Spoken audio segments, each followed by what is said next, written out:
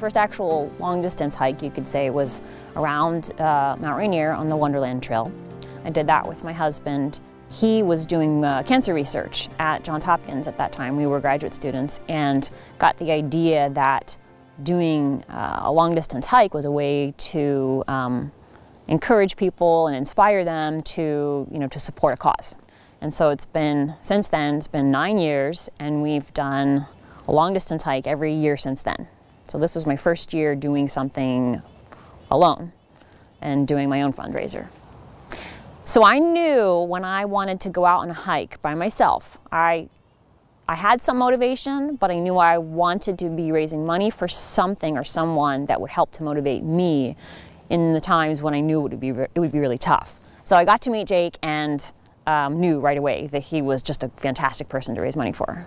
Right away, I could get the sense that he had a fantastic personality, that he was motivated and charismatic, and that was, for me, really surprising to see someone that young in that kind of situation who had resolved himself already to the fact that he was going to begin sort of alternative rehabilitation to learn to walk. And he's not faltered from that.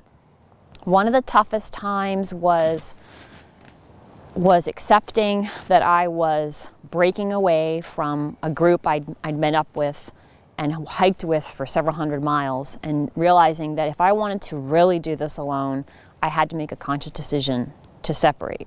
So I had done that, and it was a day that we were climbing Mount Baden-Powell, and we had had a snowstorm just the day before. I got, partway up the mountain, and then of course the trail was gone and it was just snow. Put on the other shoes, and I kicked steps up to the summit, and I was exhausted, but I thought, okay, I made it.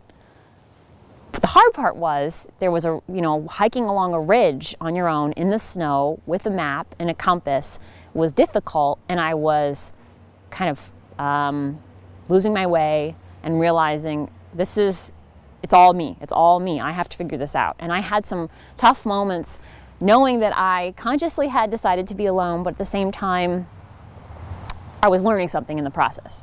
So I would tell myself, if you can't do this, you're going to have to call Jake and ask for permission to stop. And I don't think he's going to give you the permission to do it.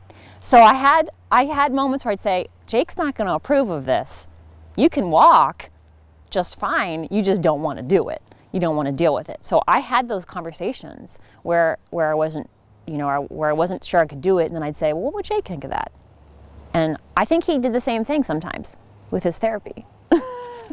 So when I got back and we saw one another, it was like just a brain dump of information about fording the rivers, the snow. It's showing him the pictures because he could understand what that was like with all of his experience, in the woods and the outdoors, and he appreciated it. So we talked about tent, we talked about weight, we talked about, what kind of pack and the food and the animals and the bears and the rattlesnakes and the snow, and it was really great. And so for me, it was always fun to be in a place where I could say, Jake could have done this. Jake could have rolled right through this trail. So if you're interested in donating to Jennifer McCarty's 1,000-mile walk for Jake, you can go to www.3pointbenders. It's 3ptbenders.com. You can learn about my walks with my husband and some of the other things that we've done over the last 9 years, but also you can download a donation form and support Jake's therapy.